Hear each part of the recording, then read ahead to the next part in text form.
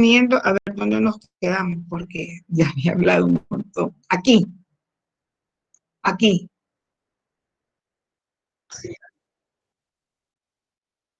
Bueno,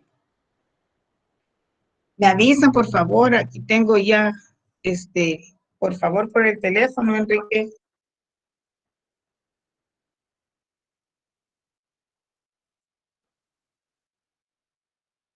Sí, porque se fue la luz aquí. Bueno, entonces como contenido decíamos que hay generalidades sobre, vamos a hablar de las generalidades sobre la punción venosa, los sitios de punción en adultos y niños, la técnica de la punción venosa, que es bien, las posibles complicaciones que se pueden presentar, y también en una punción venosa pues hay que tener cuidados, cuáles son los cuidados que hay que seguir y la importancia de hacer una punción venosa por los usos que ésta requiere. Igual para la punción capilar, pues sí, ¿verdad? Generalidades sobre la punción capilar, su técnica, los sitios de punción, cuidados, importancia y usos. Y además, al final, pues hablar sobre más que todo, el uso de anticoagulantes que se utilizan en hematología. Decíamos de que, como definición, pues sí, hematología es la rama de la medicina que estudia la morfología de la sangre y de los tejidos que la producen. En el caso, médula ósea sería una, ¿verdad? Porque este estudio de la sangre pues permite generar, al médico le permite generar diagnósticos clínicos precisos, ¿verdad? Para hacer un buen diagnóstico y dar un buen tratamiento al paciente. Y si no fuera así, pues el diagnóstico se lleva a cabo dándole seguimientos. La sangre, una toma de muestra de sangre, pues le va a dar, es como básico. Y de ahí el médico pues sigue eh, a otros análisis especiales. El, sí, en la hematología, pues se refiere también al estudio del sistema hematopoyético. Cuando hablamos de sistema hematopoyético, se refiere a la formación de las células de la sangre, ¿verdad?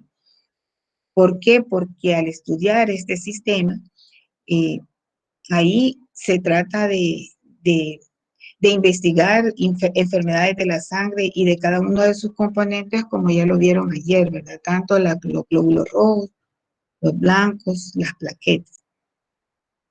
También, como parte del estudio, el estudio hematológico, pues también sirve para poder dilucidar problemas medulares, como son las anemias. En el caso de que haya un paciente que en las muestras indiquen o los resultados indiquen que haya alteraciones a nivel de los glóbulos rojos, pues entonces la orientación casi es hacia una anemia. Igual los glóbulos blancos a una leucemia.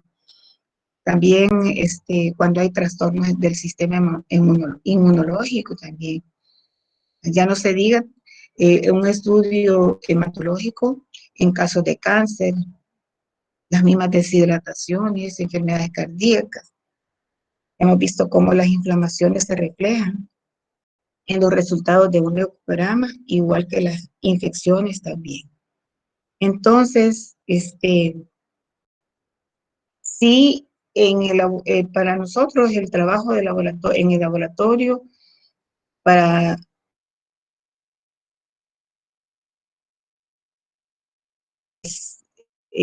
lo tenemos que hacer a través de una muestra de sangre. Pero en el laboratorio trabajamos prácticamente en 3 fases. La fase preanalítica, que comprende la toma de muestra de sangre; la fase analítica, que se refiere al proceso que lleva de análisis de la muestra obtenida; y al final, pues la fase postanalítica, con la obtención de los resultados.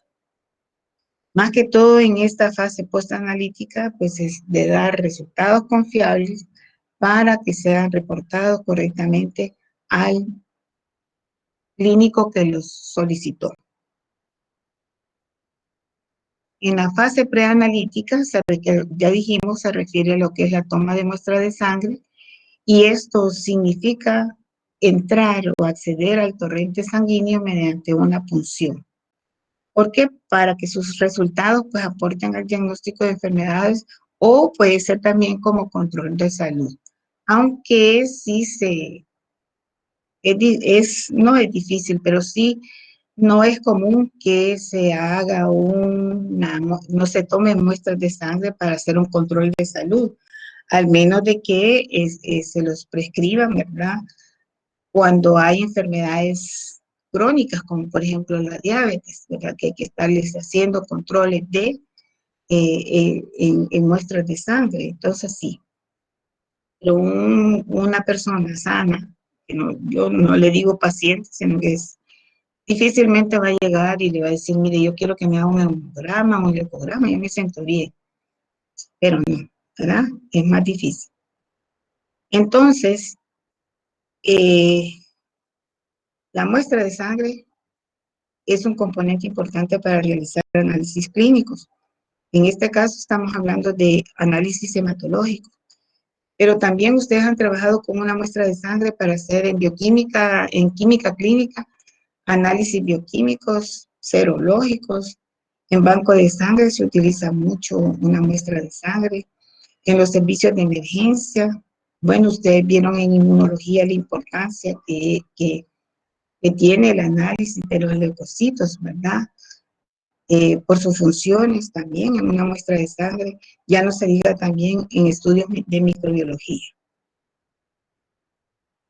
En la fase analítica ya es el análisis en sí, los procedimientos que se hacen o las técnicas que se hacen para analizar la muestra. Cuando hacemos el análisis en una muestra de sangre, pues en hematología sobre todo, pues que se hacen recuentos de células blancas, rojas, plaquetas, y también se incluyen otros parámetros en el estudio, ¿verdad? Como son el hematócrito, que es el volumen de glóbulos rojos, ¿verdad?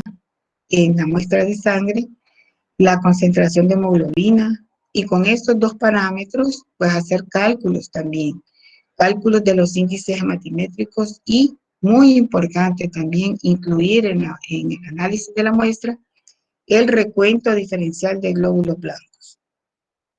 Y la fase postanalítica, que ya dijimos que es la obtención de los resultados, que tienen que ser de los más fiables posibles para poder ser reportados al servicio o al médico que los solicite. Hoy nos toca hablar, conocer o reorientar nuestros conocimientos en la fase preanalítica, que es la toma de muestra de sangre. Entonces, la obtención de muestras de sangre puede ser venosa, capilar o arterial. Muy raro es que trabajemos con sangres arteriales, ¿no? Requiere de análisis mucho más especiales, pero sí con sangre venosa y capilar. Y los métodos de extracción para cada una de ellas, pues se refieren casi a lo mismo, ¿verdad? Para una obtención de muestra de sangre venosa, se hace una punción venosa. Para una muestra de sangre capilar, una punción capilar. Igual para la arterial, ¿verdad? Aunque ya dijimos que pues la punción arterial no la vamos a realizar en el laboratorio. Ajá. Pero como fase preanalítica, referida a la toma de muestra de sangre, deben de cumplirse con condiciones y también hay que escuchar recomendaciones para poder comenzar. Fíjense que es muy importante el espacio físico que debe de haber en el área donde se hace la extracción de sangre, que tiene que ser ventilado con suficiente luz, ¿verdad? Que ofrezca al paciente comodidad, tranquilidad. Como vemos aquí en esta figura, en esta imagen, vemos cómo pues las personas que están haciendo la extracción están cómodamente tranquilas, ellas tranquilas, Y existen estas sillas especiales para que el paciente esté sentado, cómodo, tranquilo, ¿verdad? Puede ser en una silla especial como la vemos acá, o puede ser en una camilla, porque nos vamos a encontrar con pacientes con diferentes condiciones, unos más nerviosos, otros más tranquilos, pero sí, incluso para uno, si vemos aquí las compañeras, eh, bien tranquilas, porque ellas están inspirando confianza al paciente. Si el paciente nota que yo estoy nerviosa y que estoy temblando, pues también, ¿verdad? No le voy a ofrecer ninguna seguridad en lo que estoy, en el procedimiento que estoy haciendo. Otra de las condiciones también importantes y recomendaciones es que, miren, aquí el compañero está tranquilo, ¿verdad? El que está intranquilo es el paciente, quien se ve que está bastante nervioso, que casi llora. Sí es importante tener listo de a la mano el material que se va a utilizar en el sitio de punción, porque no vamos a ir a traer el algodón que quedó lejos y dejamos en medias, no. Todo lo debemos de tener, todo material debe estar listo y a la mano. Y por supuesto, siempre tener los descartes adecuados para eh, desechar lo que es el material que se ha utilizado. Fíjense que no siempre se trabaja con muestras de pacientes que llegan al laboratorio, sino que el trabajo en el laboratorio significa muchas veces trabajar en los laboratorios, tienen servicios 24 horas. Quiere decir que si nos toca trabajar en turnos diurnos, pues qué bien, si no en los nocturnos, igual. Las recomendaciones siempre deben de ser siempre las mismas y de mucho cuidado. Por ejemplo, si usted está trabajando en turno de noche, le va a tocar muchas veces ir a sangrar, así decimos en la toma de muestras, ir a sangrar a pacientes encamados en la madrugada. Pues es bien importante ser bien acuciosos en revisar cuáles son las indicaciones, porque así también yo voy a llevar listo mi material para poder hacer una buena función.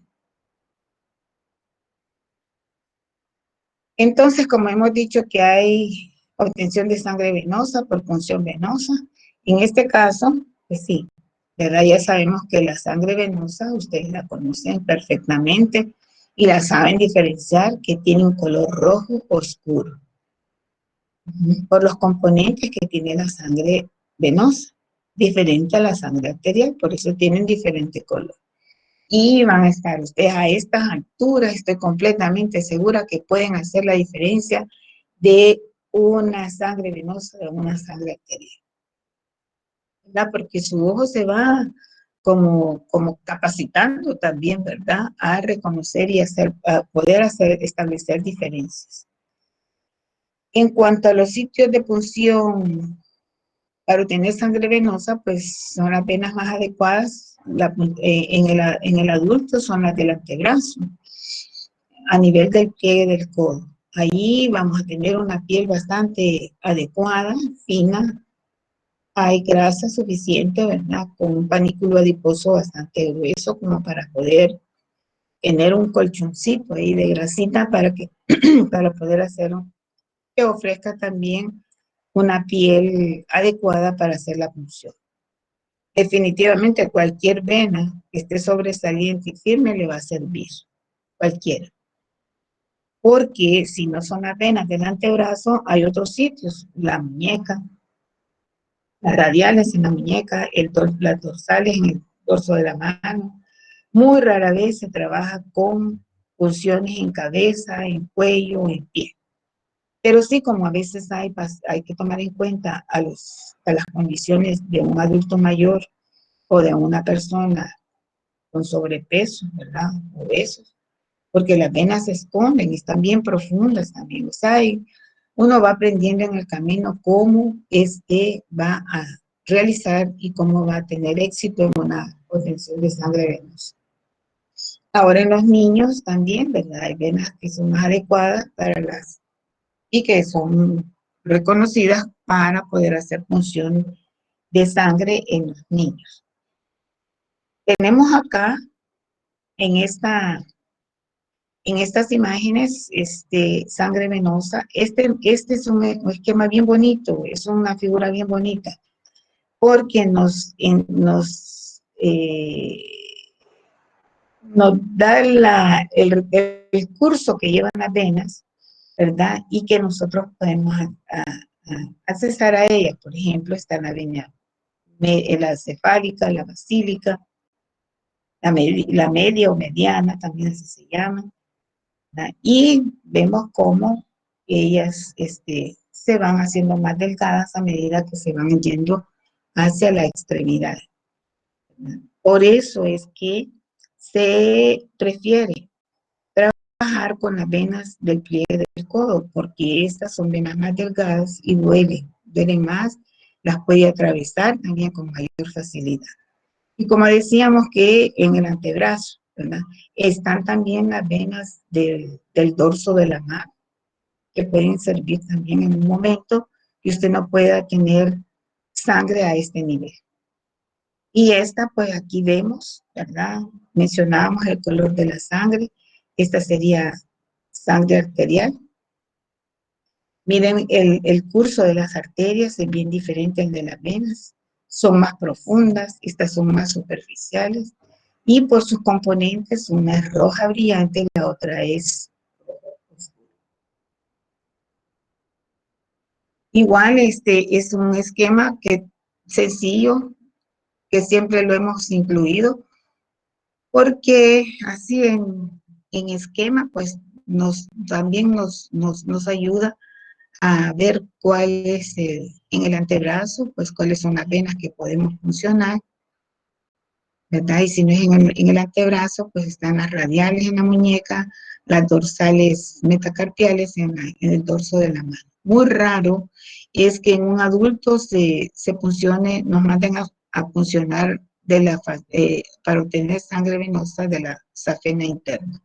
Por lo general esto lo hacen si es que es necesario a nivel de pacientes que están en servicios, que están encamados, que están hospitalizados. Que es un esquema también en donde están todos, ¿verdad? Los posibles sitios donde se puede obtener sangre venosa, los que ya hemos mencionado y que son más adecuados, y otros como de la safena interna, ¿verdad? Las dorsales metacarpales, que sí, la femoral es muy raro, las temporales, las cefálicas, yugular externa. Por lo general esto lo hacen en los servicios. Esto para los adultos, pero para los niños igual. Los niños, si son escolares, pues ya los puede usted sopesar si puede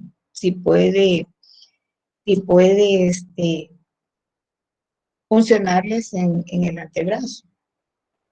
Pero también pues hay otros sitios, ¿verdad? La femoral, la safena interna. También es otro sitio bastante frecuente para funcionar. Y las temporales, las venas del seno longitudinal superior. Y esta que es mucho más especial. Hay una técnica especial que se ocupa para cuando va a ser extracción de sangre a recién nacidos. Y la técnica la hacen las enfermeras en el servicio, ¿verdad?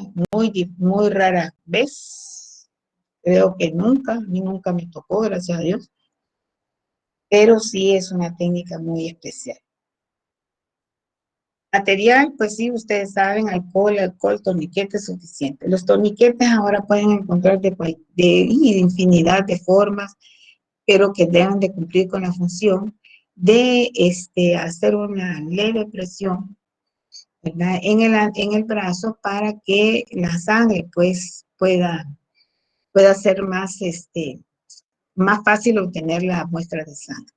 Cristalería, ahora pues antes se ocupaban los tubos de ensayo con o sin anticoagulante, dependiendo del análisis que vaya a realizar, y con jeringas descartables, ¿verdad? Cuando se ocupan jeringas descartables. En este momento, pues hay tubos de recogida, ¿verdad? Que son los que se usan en el sistema al vacío. Las jeringas con agujas calibres descartables también, con agujas 19, 20, 21, 23. el número de la aguja va a ser mayor y el calibre va a ser menor, ¿verdad? Y por supuesto está el sistema VacuTiner, que es un sistema al vacío, que es el que quizás más se utiliza ahora en el laboratorio. La técnica de la punción venosa, igual, ¿verdad? Yo creo que todos hemos, a todos nos han hecho un análisis de laboratorio, incluyendo un examen de sangre, ¿verdad? Y hemos visto, pues, la técnica es cerrar el puño, seleccionar la vena más adecuada, hacer una asepsia, realizar la punción, como ven ustedes acá. La punción debe de hacerse de manera de seguir el curso de la vena que van a funcionar, o sea, cateterizar, le dicen a eso, la vena que para hacer la extracción. Igual acá, miren, ¿verdad? Una vez ha obtenido la cantidad de sangre necesaria que ha fluido a la jeringa, en este caso, pues quite el torniquete, libera el torniquete, abre el puño el paciente y extrae la aguja, la extrae deslizándola para no causar mayor daño en el antebrazo. Hace presión y pues ya tiene usted su muestra de sangre adecuada y bien tomada. Diferentes técnicas para extracción de sangre están con los tubos al vacío, en este caso. Con esto se llama holter, ya lo vamos a ver, holter o camisas también me llaman. Y con jeringa. Hay otros dispositivos, estos son mariposas, le llaman, igual esta. Aquí esta es una canalización de una vena. Casi siempre esto lo hacen en las enfermeras porque aquí es donde pasa muchas veces el suero, ¿no? Indicado cuando les indican suero a los pacientes. Igual, en la técnica de la punción venosa, el sistema de recolección al vacío, ¿verdad? Que comercialmente lo conocemos como VacuTiner. Mariposas, y esta pues que decimos es el holter camisa, ¿verdad? Que es como parte del material que se utiliza cuando en el sistema también al vacío. Pero más que todo, para trabajar con el sistema al vacío, son los tubos importantes, ¿verdad? Aquí puede usar esto, o puede ser una jeringa descartable, pero los tubos a utilizar, los vemos en esta figura que tienen diferentes tapones, y eso le indica cuáles son las condiciones eh, que se requieren para el tipo de análisis que va a hacer, ¿verdad? Por ejemplo, el morado es algunos ya llevan porque ya llevan, si necesitan anticoagulantes, ya llevan la cantidad correcta para la cantidad de sangre que cuando llegue a la ceñita esta, tienen una ceñita en donde ahí pues se tiene la cantidad el vacío que se ha hecho, ahí para y tiene la muestra justo, bien adecuada con el anticoagulante adecuado. Para los tubos de color morado, con tapón morados, entonces es el que llevan anticoagulante ETA, si no me equivoco. Para eso ustedes en los videos que se les han mandado, pues ahí pueden verlo verlo cuantas veces quieran, cuál es la técnica de la punción venosa. En el caso creo que les iba uno en sistema al vacío y otro con jeringa. Recomendaciones: una, quitar el torniquete después de 1 minuto. ¿Por qué? Porque acuérdense que eso nos está sirviendo para hacer un poquito de presión, estasis, detener un poquito la circulación. Pero si usted lo deja por mucho tiempo, eso le va a hemoconcentrar la sangre y las células pues la van a sufrir y los resultados también no van a ser correctos. Vaciar la sangre lentamente en el recipiente es importante. Mezclarlo con el anticoagulante por inversión del tubo, porque usted si lo sacude ¿verdad? Entonces los primeros que se van a romper son los glóbulos rojos. A eso se le conoce como hemólisis, ¿verdad? Y lo vamos a ver porque los glóbulos se rompen y en donde se ve, es en el suero, en el plano, en la parte líquida se refleja el rompimiento de las células, más que todo los glóbulos rojos. Usar jeringas, camisas, como les decía, o holters, como le quieran llamar, agujas descartables para evitar la transmisión de organismos patógenos que ya nosotros conocemos. Ventajas de la punción venosa: se obtiene sangre suficiente para hacer muchos análisis. Esto le permite repetir o confirmar resultados si es que así sea necesario. Desventajas: si usted no hace una buena técnica de punción, en el caso, quitar el torniquete, que es algo bien importante, que puede producir una estasis venosa y eso pues una hemoconcentración.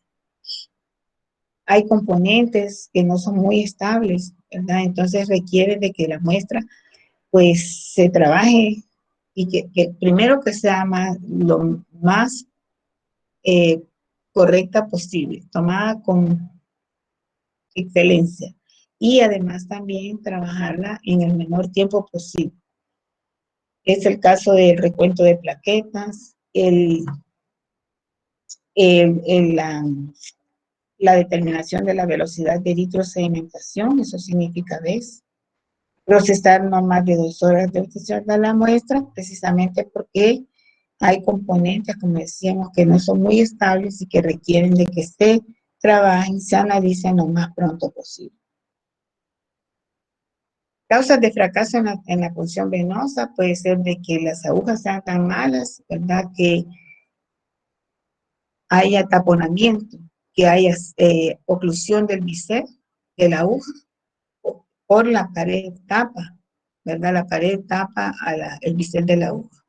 Esto entonces puede haber una oclusión de la vena venosa, que significa el cierre de la vena, que el reflujo venoso, o sea, el flujo de sangre se esté moviendo en dirección incorrecta a las venas. Otro causa de fracaso en la punción, introducción dentro de una válvula, que al trabajar en sitios como el antebrazo, pues no es usual que caer dentro de una válvula. Por eso es que debe uno de escoger bien el sitio donde va a funcionar, la vena que va a funcionar. Puede suceder también un desgarro o una distensión, o distensión. Desgarro quiere decir de que el material que está utilizando no es adecuado, ¿verdad? Eso ya no sucede porque todo el material ahora es descartable. ¿Por qué? Porque el desgarro es despegamiento, es que el material, las agujas sobre todo, son tan malas que se despega, puede despegar la capa íntima de la vena. Traspasar, ya vimos que es funcionar mal, no cateterizar bien y seguir el curso de la vena para no poder romper esa vena y traspasarla. El traspaso de una vena se conoce como transficción. Y espasmos también. Lo que les decía, muchas veces los nervios de una persona hacen de que están tan nerviosas que las venas se esconden, ¿verdad? Se, eh, se colapsan, por decirles así, ¿verdad? Eso es un espasmo. Se esconden y usted ya no la puede encontrar. Peligros, pues sí. A usted le llega un paciente y usted no sabe cuál es la condición de ese paciente. Pero si son pacientes con tendencias a hemorragias, usted debe tener mucho cuidado y ojo, pues para poder solventar un problema que se presenta en ese momento, ¿verdad? De un paciente con tendencias a hemorragia. Producción de trombosis o peritis. Hay personas que en este momento, yo no sé qué pasa, pero hay muchos casos de trombosis a nivel de los miembros inferiores, inflamación de las venas. Antes se escuchaba mucho las varices ¿verdad? Las varices, y más que todo en personas, mujeres, que pasaban más tiempo, mucho tiempo paradas, ¿verdad? Así esas varices en las piernas, en los miembros inferiores. Un paro cardíaco, un shock neurogénico, lo que ya mencionamos, pacientes aprensivos que manifiestan dolor, lipotimias, ¿verdad? Desmayos, pérdida del conocimiento.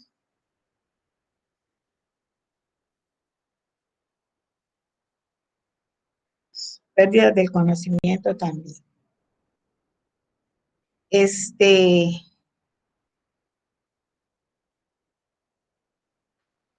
¿qué más? Vamos a ver acá. Cuidados en la función venosa, pues dar, ya decíamos, confianza, buen trato al paciente, elegir un sitio adecuado para hacer la punción, tomar en cuenta todas las recomendaciones, evitar extracciones rápidas, porque pues sí, con eso se evita de que se traspase una vena, de mínimo, y produzca hematomas. Además, también seleccionar el material adecuado. Por lo general, ahora solo trabajamos con material descartable. Causas de hemólisis, bueno, si el material es inadecuado, es sucio, ya no existe eso. Maltrato de la muestra, sí, ¿verdad? Y la conservación inadecuada de la muestra.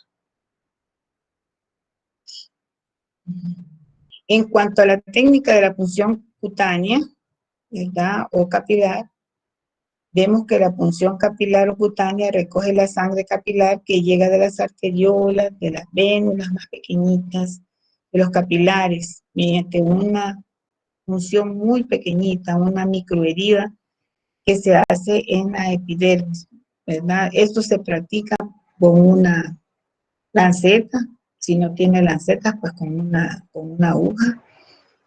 Y la composición de esta sangre es más parecida a la sangre arterial que a la venosa.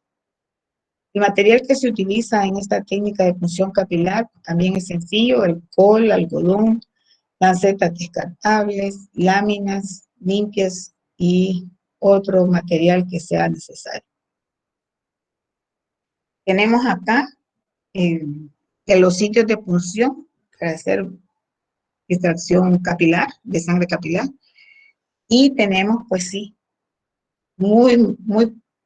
es menos frecuente en el lóbulo de la oreja. En los niños sí, este es el sitio, no en el centro, sí en los laterales del talón del pie, es donde se toma la muestra de sangre en niños pequeñitos. Y por lo general sí se hace en la punción de la yema del dedo. Puedes utilizar la yema del dedo que más usted vea que no esté dañada, que pueda tener una buena cantidad de sangre. Puede ser el índice también o cualquiera de estos dos.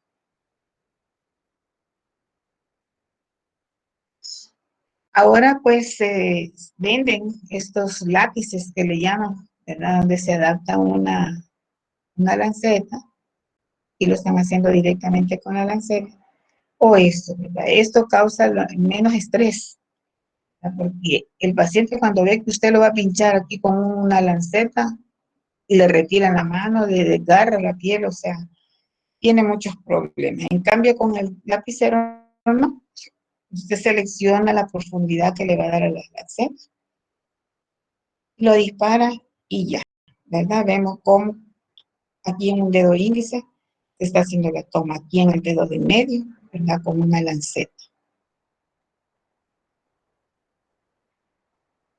Igual vemos acá como los sitios de punción en niños menores de 6 meses, en el talón del pie. Ya vimos que es en los lados laterales, en las laterales de la planta del pie, o en el dorso de la mano. Esto es muy doloroso. Quizás mejor acá.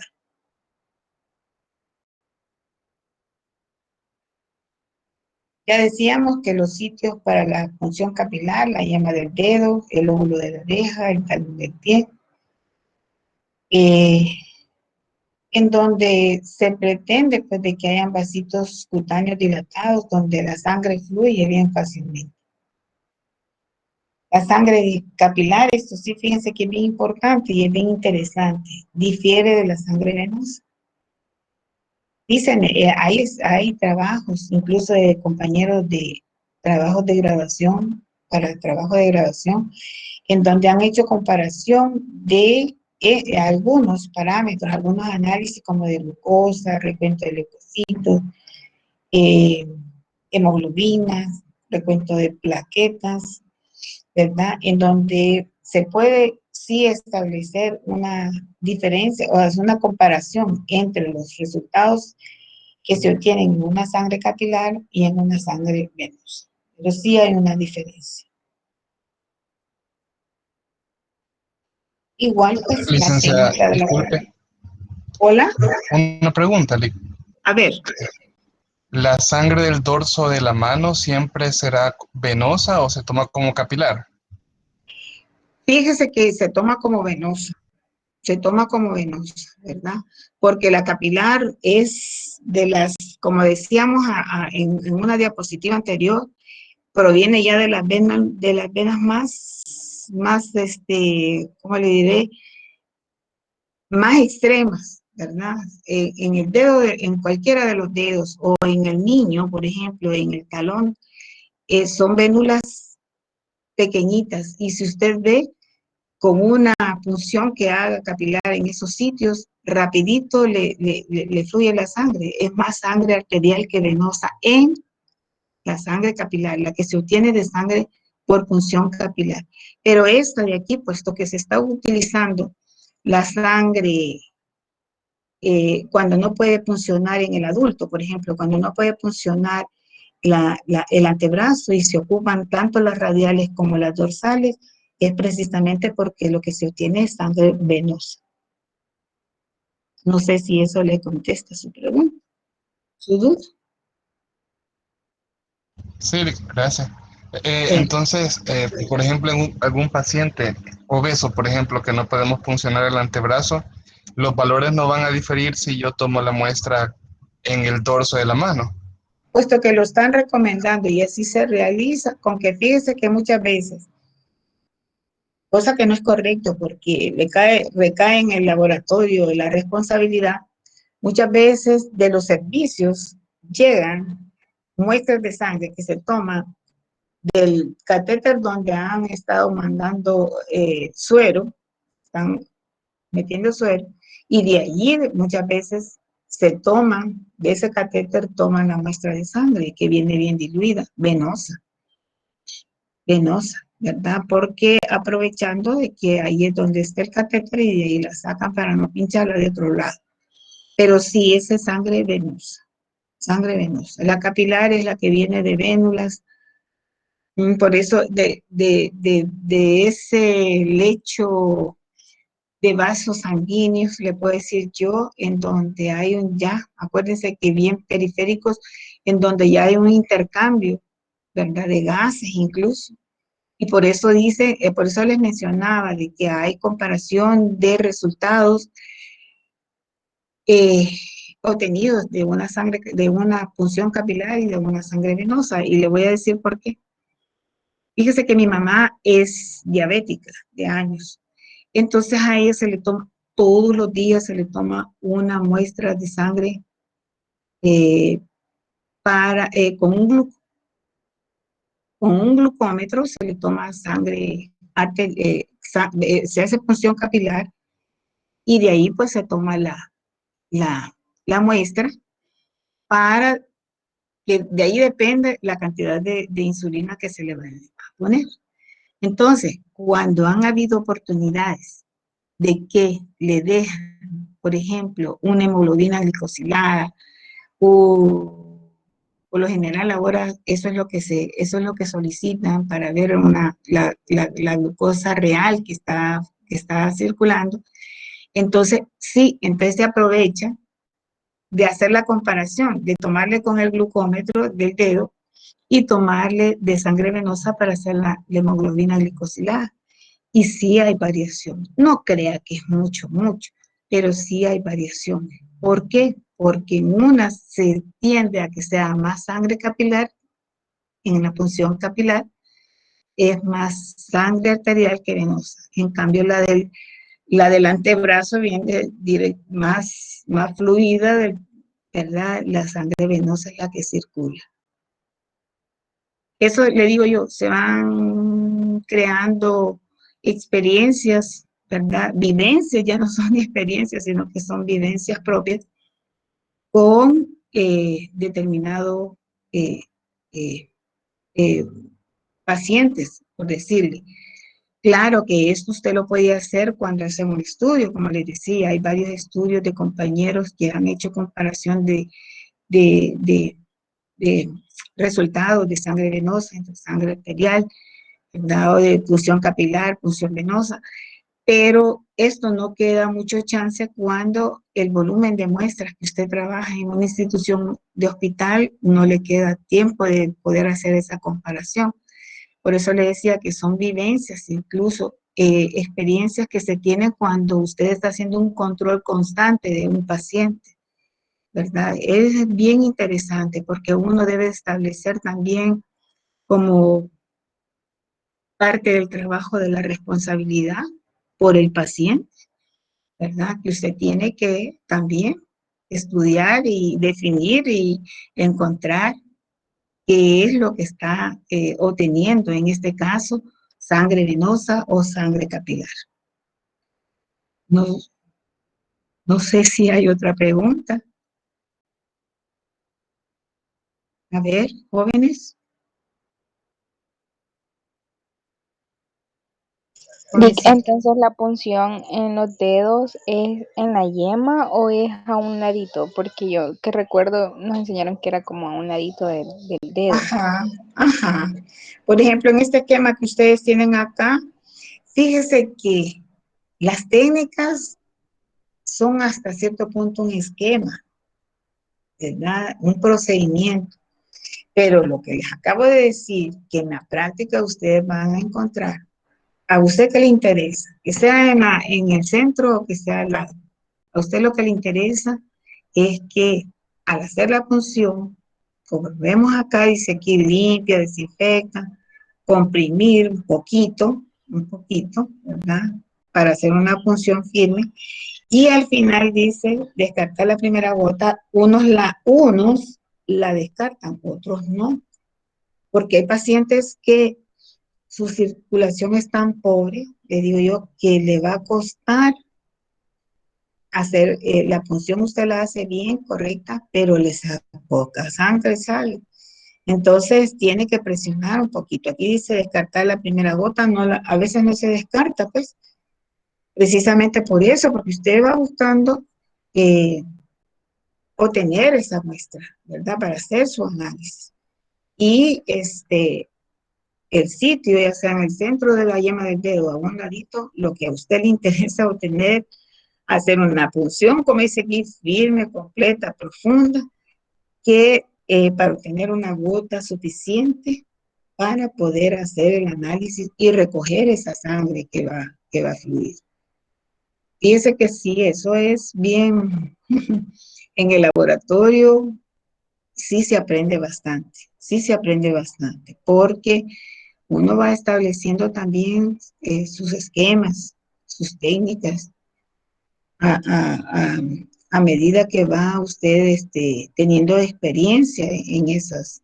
Sobre todo, como le digo, cuando usted son pacientes de seguimiento, ¿verdad? En los laboratorios muchas veces llegan ya los mismos pacientes que llevan un control cada cierto tiempo. Usted llega a conocerlos, incluso llega a conocer sus valores normales, porque yo le puedo decir, los valores normales de leucocitos son de 5.000 a 7.000, posiblemente, o de hematócrito, ¿vale? Hematócrito, el valor real o los valores, los rangos normales de hematócrito en un hombre son hasta 50, hay gente que tiene más y son sus valores normales. En el laboratorio hay que aprender mucho, mucho, mucho con los mismos pacientes. Entonces, para responder a su inquietud, el sitio para mí, y se lo digo como experiencia, el sitio para mí de funcionar, sea en el centrito o sea a un lado del dedo, sí, lo que a mí me interesa es obtener una buena toma de muestra, hacer una buena. Es más, fíjense que en las venas, en el caso de la punción capilar, En caso de pacientes diabéticos, ahí incluso estábamos hablando de trombosis, estábamos hablando de formación de coágulos. Fíjese que en un paciente diabético es bien difícil el provocarle o el causarle eh, traspaso, estar pinchando la misma vena. Las venas se dañan, ¿verdad? Se dañan. Esas venulitas chiquitas, usted ve moradito, y eso no es conveniente porque eso significa que se le puede complicar ese dedo al paciente, sobre todo cuando son pacientes complicados, como le digo yo, como un paciente diabético, ¿verdad? Igual en las venas, usted está hinchando en la misma vena se le trombosa, ¿verdad? Y las venas se hacen duras también, ¿verdad? O sea, todo eso, pues, hay que ir adquiriéndolo poco a poco y uno eh, retomándolo para la experiencia, que un procedimientos tan sencillos como son la punción venosa, la punción capilar, que son tan sencillos, pero que son muy importantes y muy delicados también, ¿verdad? Inquietudes, jóvenes. ¿Seguimos?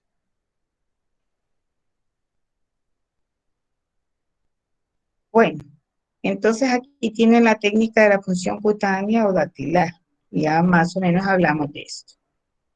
En cuanto a los usos, ¿para qué se utiliza la punción capilar? Como son cantidades de sangre pequeñas, ¿verdad? Pues para microanálisis químicos clínicos, eh, hematológicos en el caso, ¿verdad? Se le puede tomar un hematócrito, una hemoglobina, se puede hacer un frotis, se pueden hacer tipeos sanguíneos y sobre todo también, pues, análisis necesarios en pacientes que están muy delicados. Hay pacientes, como dice acá, encamados, los quemados también, donde no encuentra sitio donde hacer una punción eh, venosa, entonces se va a la punción capilar. La extracción a través de catéter venosos centrales es de utilidad en niños con cuidados críticos, extracciones múltiples y repetidas. Pues, no le veo mayor explicación. Bueno, jóvenes, en cuanto a las funciones, no hay más inquietudes.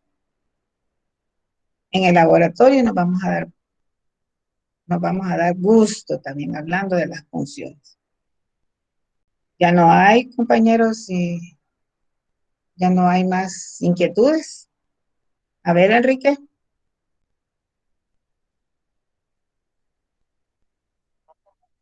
No, ¿verdad? Bueno, seguimos entonces.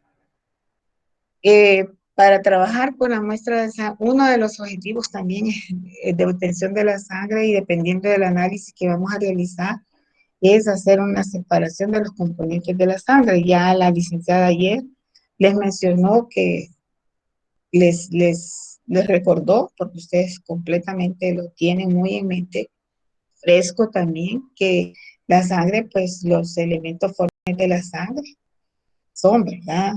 Tres, nada más. Los leucocitos, los eritrocitos y los trombocitos o plaquetas.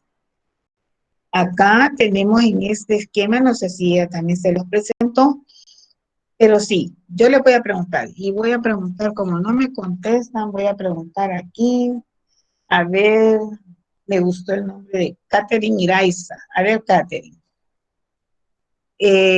A ver, Catherine. Sí, A ver, Catherine, estamos viendo el esquema este, ¿verdad? Esta figura. Tenemos aquí un tubo de ensayo con una muestra de sangre centrifugada. Y dice aquí que hubo una separación de los componentes. Y estos son masa globular, ¿verdad? O con elementos formes y esto. ¿Qué significa que aquí tenemos plasma y aquí tenemos masa globular? ¿Qué quiere decir eso, Catherine? A ver. Que usted, póngase que usted está en el laboratorio Y entonces usted tuvo su muestra de sangre. Por supuesto que sangre venosa porque tiene una buena cantidad de sangre. Entonces, ¿qué hizo usted para tener esa separación de elementos formes y elementos no formes? O parte sólida y parte líquida, como también les dijeron ayer. ¿Qué, Catherine? A ver. ¿Se centrifuga la muestra? Sí, pero ¿qué le puso a la muestra? O solamente la obtuvo y la puso en el tubo, la centrifugó y ya. ¿Qué pasó, Catherine? ¿Mm? Para poder tener esta separación, dijeron que esta es plasma y este es paquete globular, ¿verdad? ¿Qué le ¿Podría, dije? Ujú. podría ser que le colocamos algún anticoagulante? Correcto, porque aquí usamos un anticoagulante, ¿verdad? ¿Qué quiere decir? Que aquí tuvimos células y que este es plasma, la parte líquida es plasma. Y aquí le dice que aquí no hay elementos formes, ¿verdad? Con todos estos componentes que también, ¿verdad? Moléculas orgánicas, como son las proteínas, los tipos de proteínas, los elementos formes que son las células sanguíneas, ¿verdad? Ya mencioné. Pero aquí, Lick, después de que, ajá, pero si se le coloca un anticoagulante no es para obtener sangre completa. Y ahí tenemos suerte. no, mi niña preciosa, no, no, no, no, no. Usted va a tener, cuando usted utiliza un anticoagulante, en este caso un anticoagulante de hematología, en hematología usado, y usted centrifuga, usted va a tener eso, usted va a tener plasma como parte líquida y paquete globular o paquete de células como parte sólida. Siempre. Usted va a tener suero y coágulo, suero arriba, coágulo abajo, porque usted no ocupó un anticoagulante, algo que le ayudó o que precipitó, ya vamos a ver anticoagulantes ahí un poquito, que le impidió que algo pasara que no dejara que esa sangre se coagulara. Esas son dos cosas diferentes. Si usted pone anticoagulante, va a obtener esto, plasma y células. Pero si usted no le pone anticoagulante a su muestra, va a tener suero y coágulo. ¿Verdad? ¿Estamos claros? Bueno, y aquí pues esto sí, con los elementos formes, aquí tenemos los leucocitos, ¿verdad? Que son los granulocitos y los agranulocitos. Por ejemplo, en el banco de sangre, la unidad de sangre que se obtiene se separa en sus componentes útiles. ¿Por qué? Porque aquí sí, aquí es diferente. El destino de esa sangre es ser transfundidos, ¿verdad? Como glóbulos rojos, como plaquetas, como plasma. Separación de los componentes, como veíamos en el esquema anterior. Y esta separación, pues sí, se hace por centrifugación. Esta centrifugación, pues a grandes rasgos, podemos decir que es una fuerza rotativa que provoca la sedimentación, como vemos acá. De tanto de la parte sólida y aparte lo que es la parte líquida, que sería en este caso el plasma. Y en esta secuencia vemos, toma la muestra de sangre de unas venas, ¿verdad? Del antebrazo, ponen el tubo, con anticoagulante, se centrifuga y se obtiene, después de la centrifugación, pues se tiene al paquete globular, aquí dice glóbulos rojos, que son la mayor cantidad en el tubo, en el fondo, y la parte intermedia, que es donde van plaquetas y leucocitos, la parte de plasma, ¿no?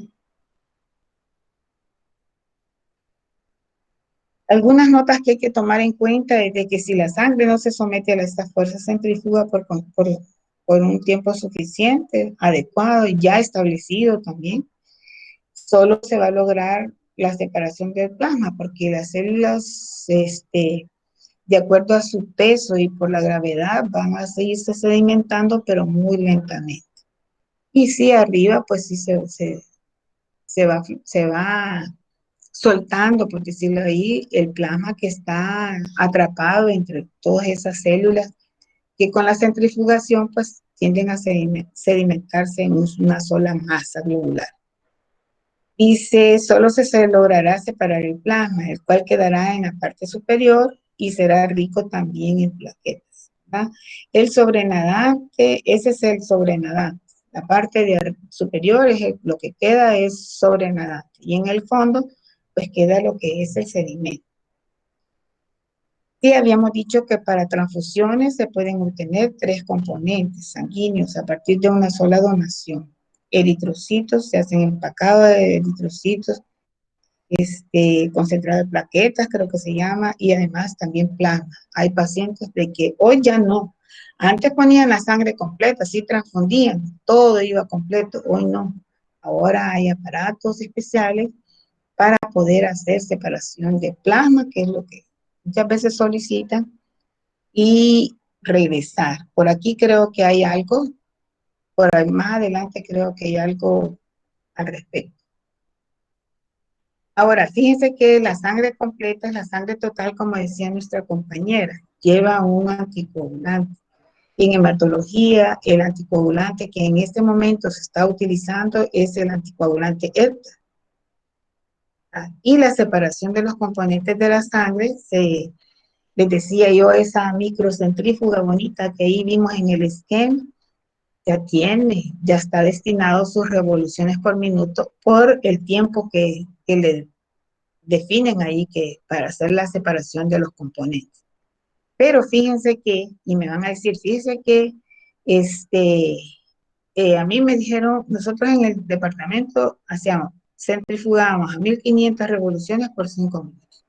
Pero fíjense que en el laboratorio no sé qué, ¿verdad? X centrifugan 3400 o también pueden encontrar este dato en otros lugares, 3400 revoluciones por 10 minutos. Ustedes, jóvenes, donde vayan a trabajar o en sus laboratorios tienen que establecer en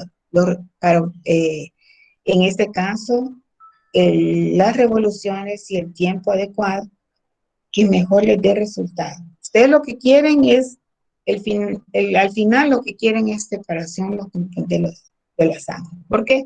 Porque van a trabajar o solo con plasma o solo van a trabajar con células, ¿verdad? Pero sí, esa es la finalidad. Ahora, sí, que los tiempos de centrifugación, sí, desde ya les digo, les pueden variar. Y la conservación de la sangre se recomienda de 4 a 6 grados centígrados por algunos días, tal vez por una semana. La verdad es que usted no va a guardar. ¿Sí? ¿Hola? Perdone, tengo una pregunta. A ver. Entonces yo un tubo morado yo lo puedo centrifugar para obtener plasma rico en plaquetas, por ejemplo. Claro.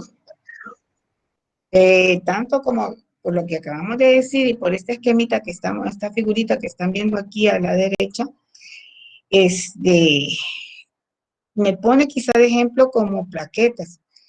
Plaquetas son bien poquitas las que circulan, leucocitos un poquito más, y el paquete grande es de glóbulos rojos. Entonces, si usted por lo general para obtener plasma o para centrifugar una muestra de sangre completa, tiene que utilizar un anticoagulante. Y el anticoagulante que se utiliza actualmente en los laboratorios, por lo general, es el anticoagulante ETA. Para estos análisis,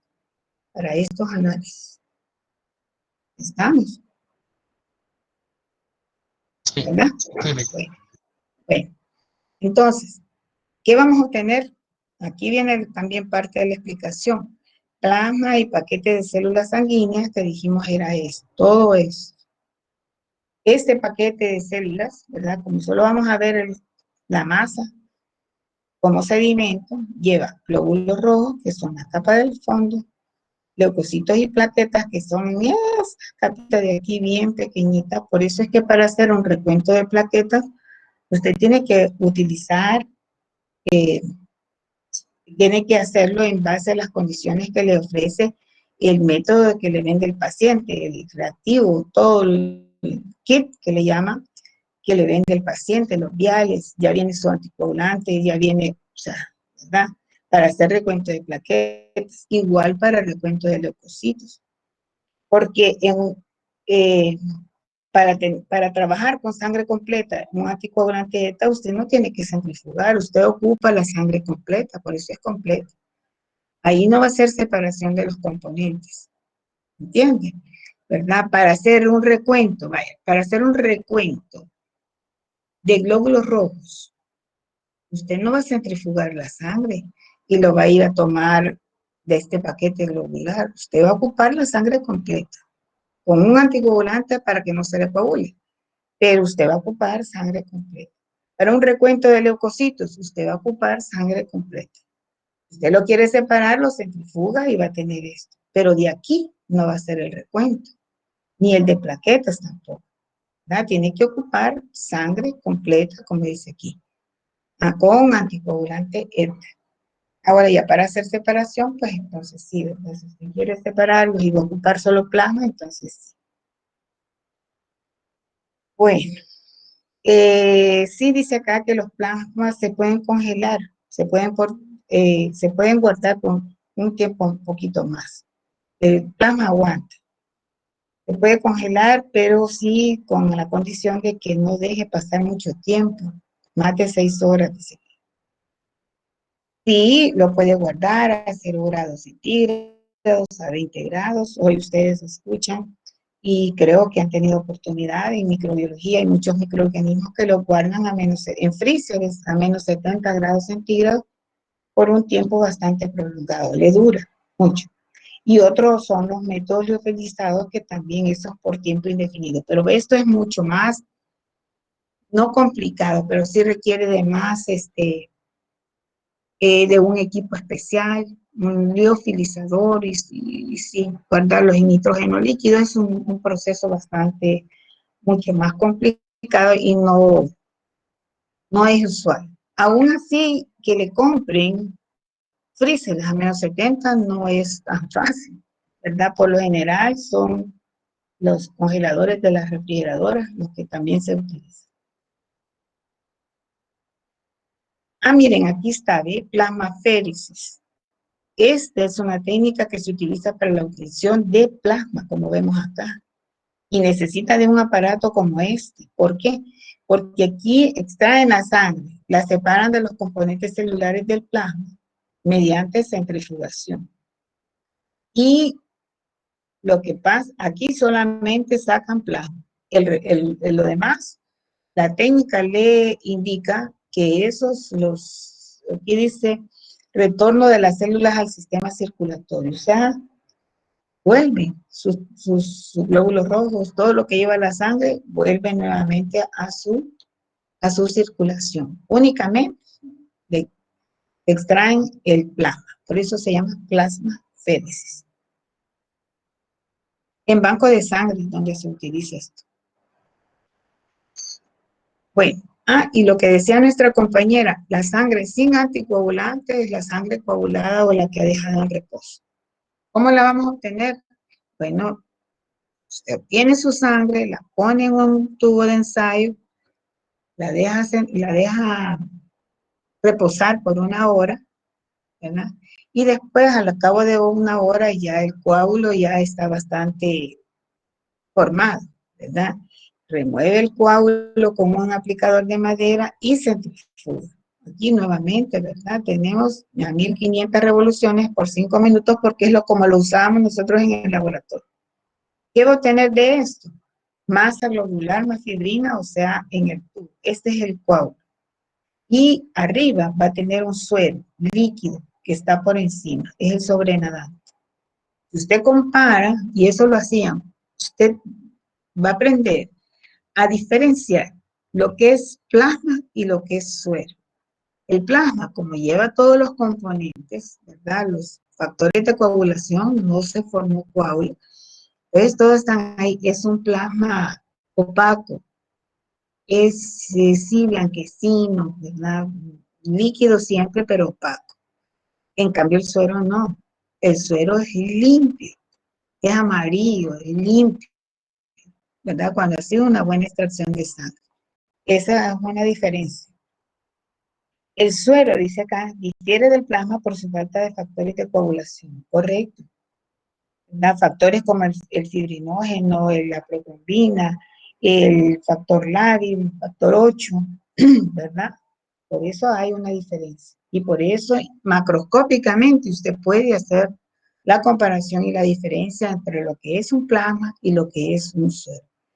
Fíjense que hasta en un microcapilar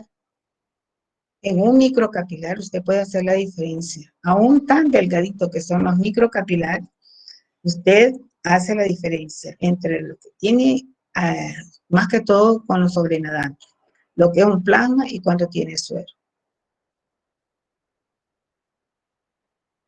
Otro que puede hacer es un concentrado de eritrocitos, el paquete de glóbulos rojos. Hay algunas, ¿cómo le diré? En algunas ocasiones por alguna razón, se utilizan, fíjense que en microbiología yo lo vi que lo hacían, lavados, obtenían paquetes de glóbulos rojos lavados con solución salina al 85%, ¿verdad? Esto lo reconstituían, centrifugaban, quitaban el sobrenadante, volvían a centrifugar, de manera de ir lavando y dejar únicamente el paquete de glóbulos rojos. Eso le puede durar, según parece, de 4 hasta, manteniéndolos a 4 a 6 grados, hasta por un mes. Y el otro, pues, concentrado de plaquetas, que también se puede hacer, ¿no? Bueno, en cuanto a ¿hay preguntas hasta aquí, jóvenes?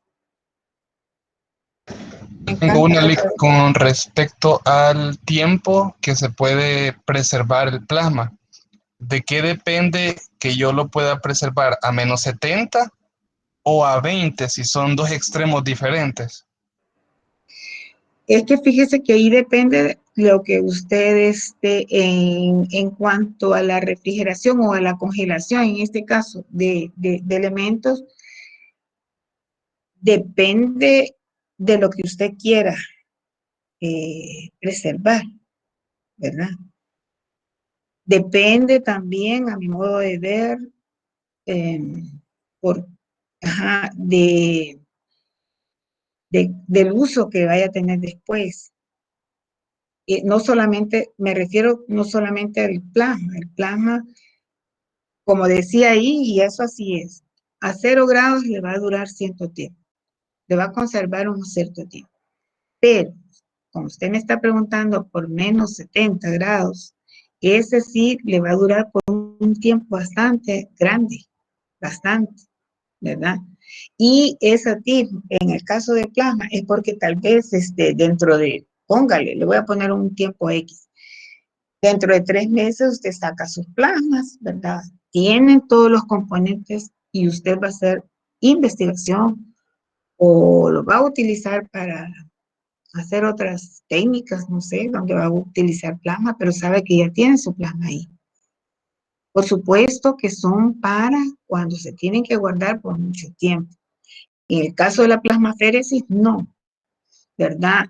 Yo creo que ustedes han ido más de alguna vez y van a ir a los bancos de sangre en donde los refrigeradores tienen cierta temperatura porque los plasmas no tienen que ir congelados, tienen que guardarse en cierta temperatura como para poderlos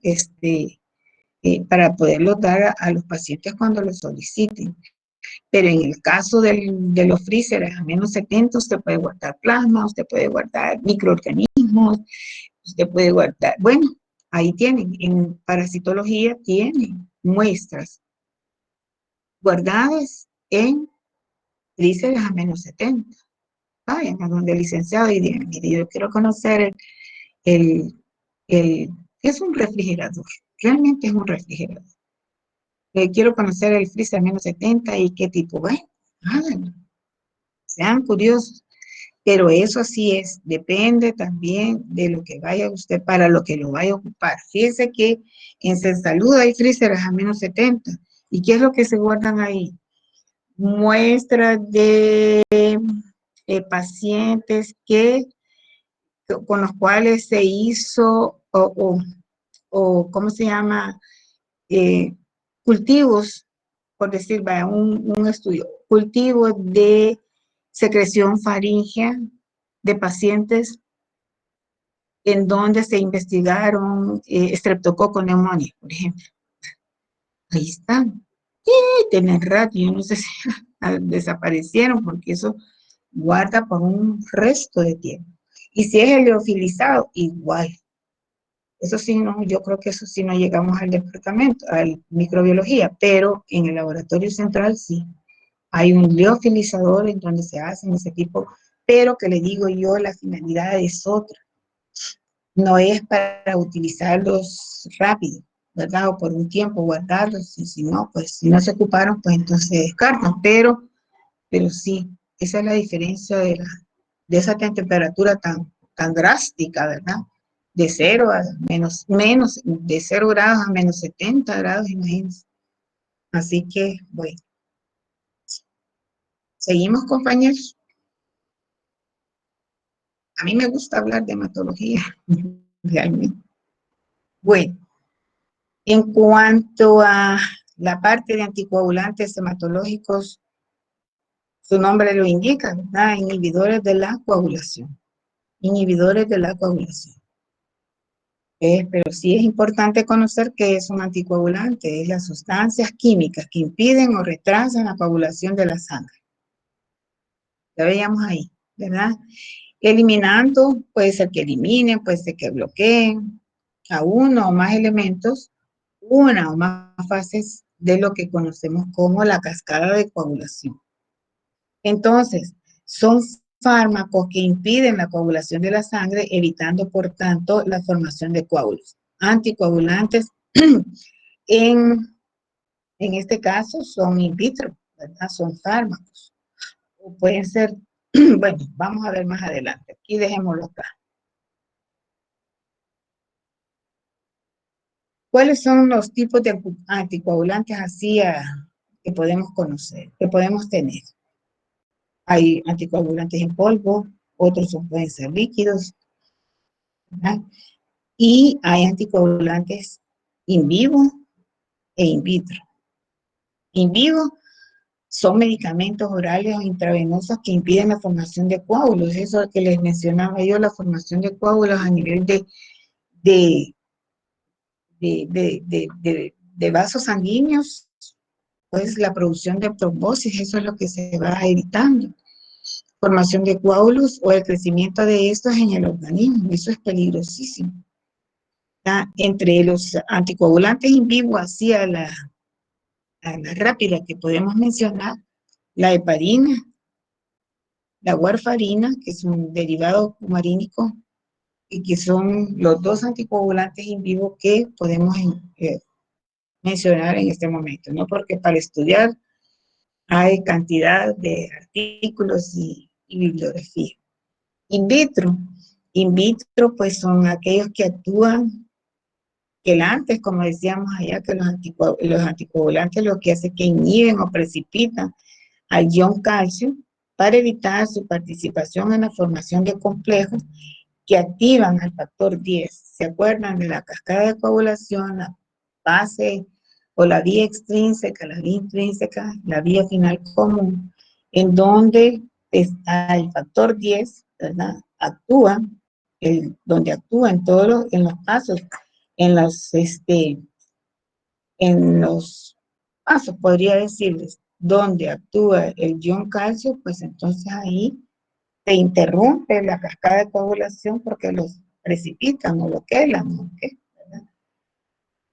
Y se interrumpa la cascada de la coagulación casi desde el inicio, Entonces, pueden haber anticoagulantes en polvo, en líquidos, algunos que se utilizan en vivo y los que trabajamos con ellos en el laboratorio, que son los in vitro. Por ejemplo, los que impiden que el calcio intervenga en la coagulación están los que lo precipitan, como los oxalatos. Oxalatos de amonio, oxalatos de potasio. Fíjense que antes se utilizaba mucho, estos son en polvo, el oxalato, usaban oxalato de amonio. Y bueno, el fundamento, precipitar el ion calcio, como dice aquí, y daba buenos resultados. Eso es lo que se utilizaba en el laboratorio. Otros, ¿verdad?, que fijan en forma no ionizada el ion calcio, como son los citratos, el citrato de sodio, el citrato de potasio. El que más se utiliza y se sigue utilizando es el citrato de sodio. Ya vamos a ver un poquito más adelante.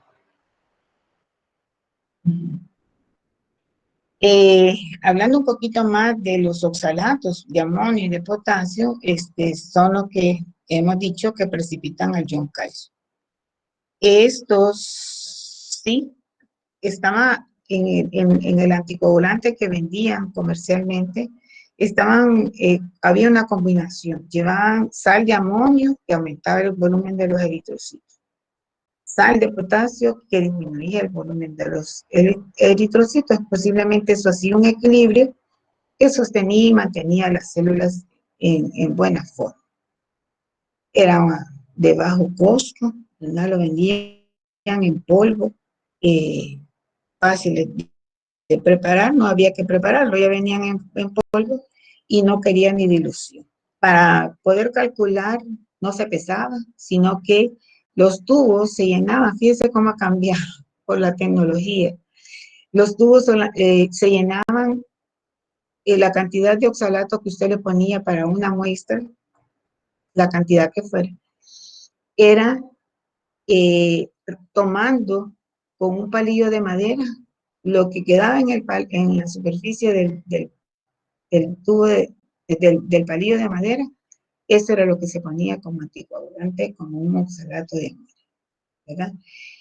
Entonces, sí, era bien irregular. Ahora no. Ahora vienen los tubos al vacío que ya traen la cantidad de anticoagulante y el anticoagulante adecuado. Entonces, pues sí, ese se dejó de utilizar.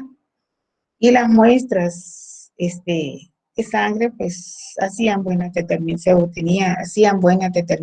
de hemoglobina, los recuentos de células blancas y rojas también, y el valor del hematócrito. Como les cuento, pues este es el que se utilizaba en hematología.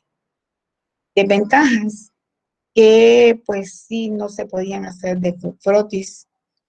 Ya no se dice frotis, se dicen extendidos inmediatos, extendidos de sangre, porque cuando la causa de lo que causan ciertos anticoagulantes, en este caso el oxalato de los oxalatos, es que se degeneran los leucocitos. Aquí no es que se destruyan los eritrocitos, sino que en el extendido de sangre, lo primero que se ve es la destrucción del núcleo de los leucocitos, o también ya para verle vacuolización del citoplasma, prolongaciones, divisiones nucleares, plasmólisis, ya esto sí es bastante, lo considero yo astral. Pero sí, lo que sí podemos ver así, a las claras, en un extendido, es la degeneración de los leucocitos, porque se ven borrosos, se les pierde el núcleo y usted no puede decir este es un neutrófilo, este es un eosinófilo. Eso sí lo podemos apreciar con un microscopio, por supuesto, de luz, ¿verdad? Y sí, estos pues no se utilizaban para hacer transfusiones sanguíneas. En cuanto a los citratos, les he dicho de que el que se sigue utilizando es el citrato de sodio, que fijan al calcio en forma no ionizada, ¿verdad? Sí, es una sal disódica, isotónica, que se ocupa a este porcentaje, al 3.8%. Yo he visto que incluso este porcentaje también ahora lo varían, ¿verdad? Eso es de acuerdo a las experiencias, a los estudios, a la investigación, este porcentaje varía. ¿Dónde se ocupa aún en la actualidad el citrato de sodio? El 3.8% para cuando se va a hacer análisis de pruebas de coagulación. Lick, perdón. Hola. ¿Verdad que ese es el tubo celeste? Eh, fíjese que sí, el tubo celeste es el que lleva el citrato. Fíjese que yo no sé si aún ahí, no me recuerdo en este momento así, si ahí incluso está el citrato al 3,8%. No sé si eso se ve en el video, no sé, pero sí. De lo que sí estoy segura que el color morado es el de con esta. Y sí, bastante, con seguridad, el celeste sí es el que lleva citrato de sodio. Si me equivoco, me corrigen. Lick, y decir citrato de sodio y decir sal disódica isotónica al 3,8% es lo mismo. Sí, lo que Es pasa es solo que la composición. sí es la composición. El citrato de sodio, lleva como compuesto sal, el citrato de sodio ya como anticoagulante lo consideran como una sal disódica isotónica que es utilizada al 3,8%, ¿verdad? Y que le va, la función la va a realizar para cuando se hacen pruebas, se van a analizar o se van a hacer pruebas de la coagulación, ¿verdad? Y ahí el citrato no mucho sé. No, la verdad es que ya vamos a ver ahí que el citrato, el ETA están dentro de están considerados como anticoagulantes que se usan más en hematología.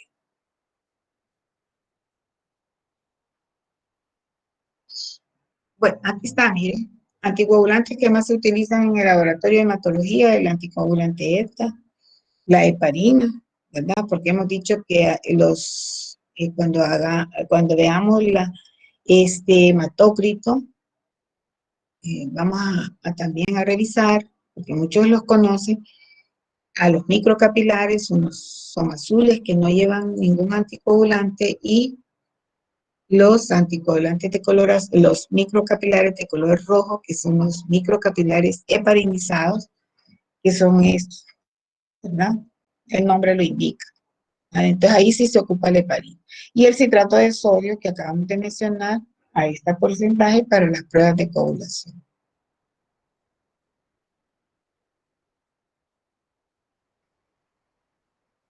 Como anticoagulantes in vitro de uso en el área de hematología para mantener la muestra, ya dijimos, en forma completa.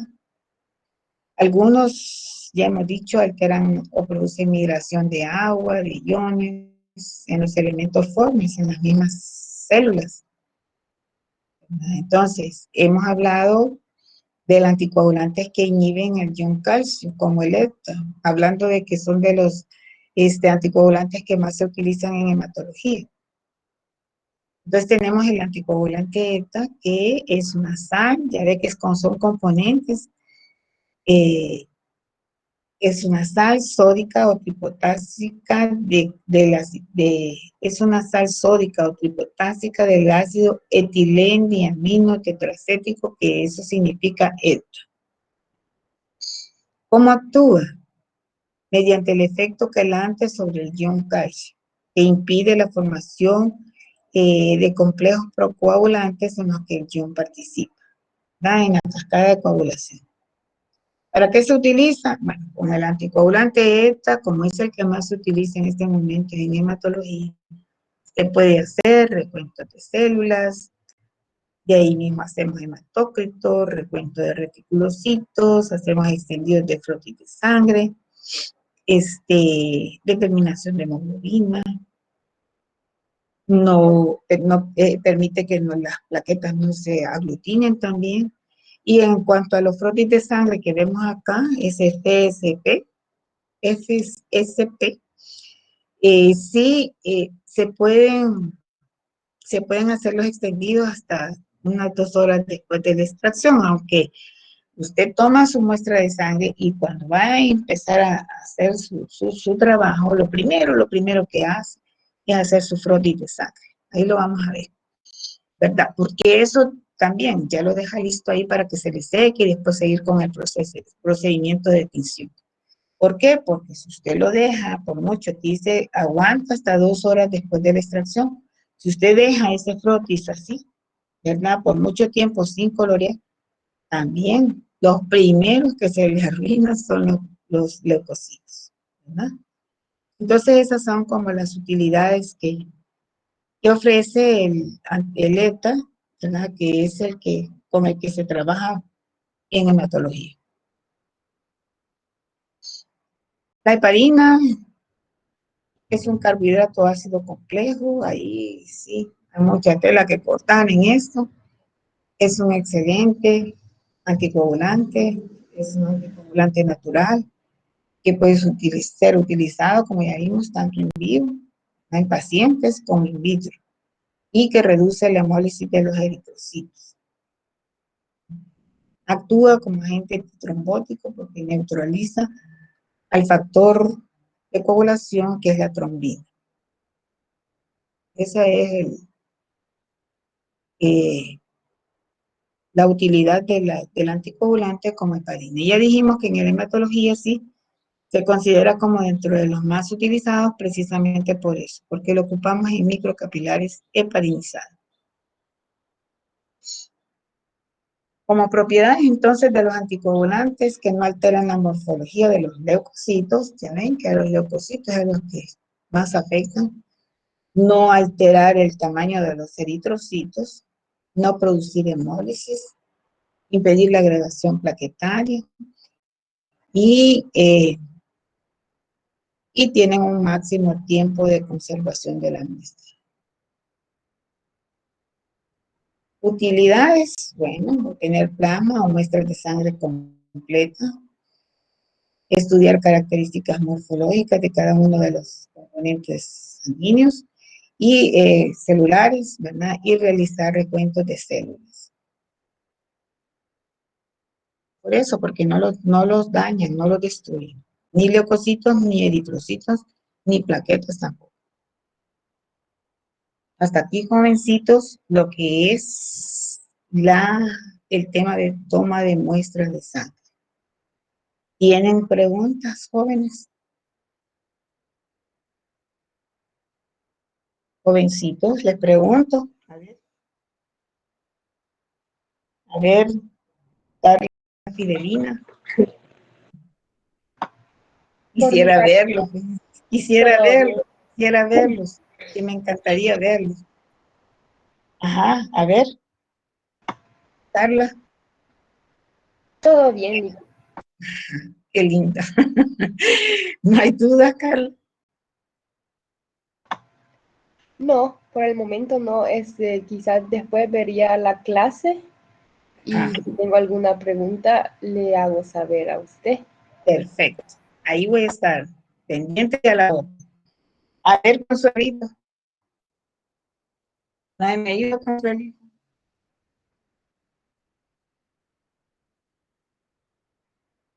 Espérame que se me arruinó el mouse.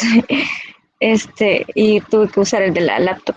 No, igual que Carla, siempre cuando uno vuelve a estudiar, surgen nuevas dudas y tal vez ahorita no las pueda formular bien y ya luego pueda. Además que también acuérdense que esto les va a servir también como apoyo al laboratorio. También, ¿verdad? Ahí me preguntan. Pero no vamos a estar el grupo completo. Ahí le preguntan también a su docente. ¿Verdad? A ver, Leo. ¿Tiene dudas, Leo? Buenas tardes, licenciada. Hola, Leo. No, licenciada, todo tranquilo ahorita.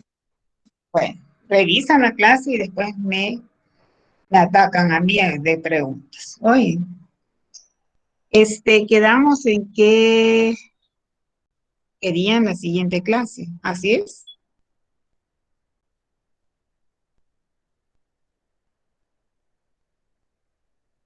Enrique.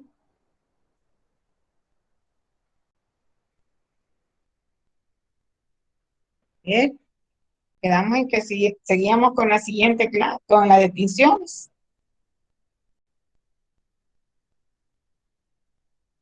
Bueno. Bueno.